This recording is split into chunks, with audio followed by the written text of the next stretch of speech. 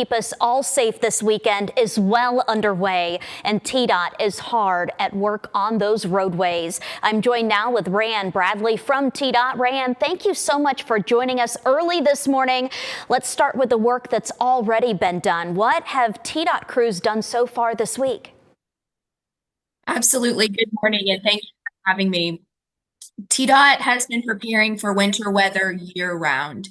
So we are constantly making sure that our supplies are stocked, our equipment is ready, and our crews have the proper training they need to tackle this winter weather.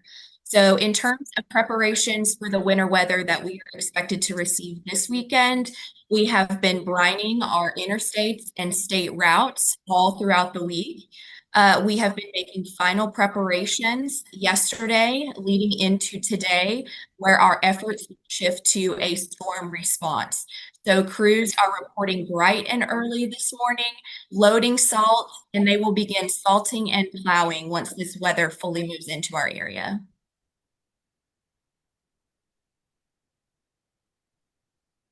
What about the conditions as far on the roadways right now? We're hearing that Chattanooga is now seeing a little bit of sleet here outside of our studios in the north end of Chattanooga. What are you guys seeing kind of on your end?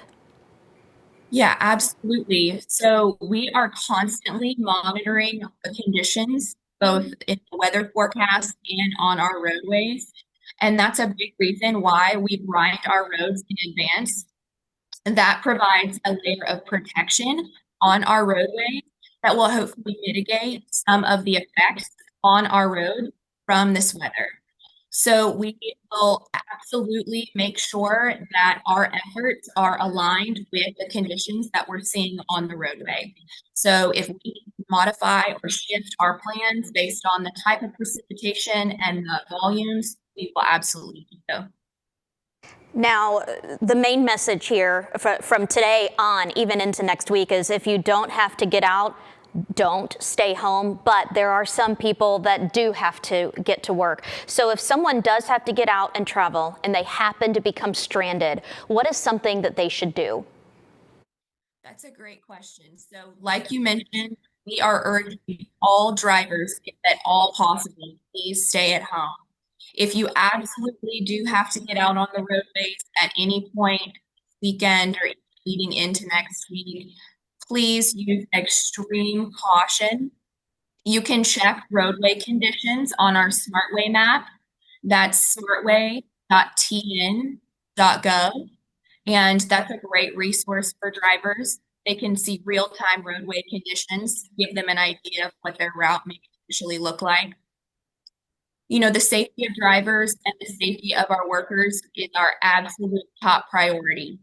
We're going to have help operators extending their coverage areas and working around the clock in 12-hour shifts to make sure that they can provide wellness checks to stranded motorists. Well, we certainly appreciate all of you with TDOT putting all of your preparation into this and responding when the emergencies do arise. We really do appreciate it, and we hope you guys stay safe. We're going to talk with Rayanne a little bit more coming up in our 7 a.m. hour. But Rayanne, as of right now, thank you so much for joining us this morning. Thank you. Well, before the storm hits, several school districts are already calling off classes for part of next week. Bradley County, Cleveland City Schools, Cleveland State, Meigs, Ray, and Polk County schools are all closed through Tuesday. Grundy County schools are closed Monday. Hamilton County schools say that all school campuses will be closed on Saturday and Sunday, meaning all district and community-sponsored events are canceled. They say they will make a decision for Monday by 5 o'clock Sunday night, and you can always find an updated list of closings and delays on our website.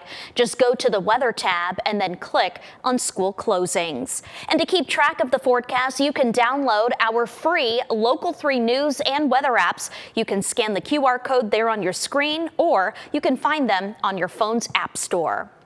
And if you take some winter weather pictures this weekend, send them to us at pics@local3news.com. That's PICS@local3news.com. You might even see them on TV.